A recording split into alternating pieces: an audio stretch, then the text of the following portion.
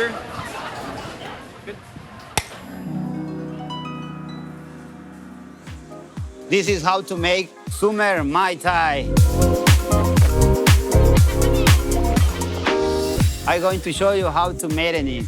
I take the glass, I'm gonna put the ice in there, and then I'm gonna use 1.5 ounces on lime, a little simple syrup, 1 ounce, put it in the shake again, and a little ginger syrup, grapefruit soda. I'm gonna use 2 ounces. I'm gonna put the ice in a shaker. We're gonna shake it.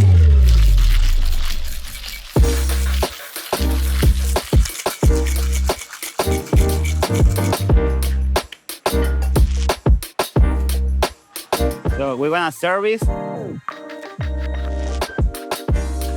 Gonna put a little blue curacao on top, and then dark rum on flores, and a lemon garnish. Summer Mai Tai.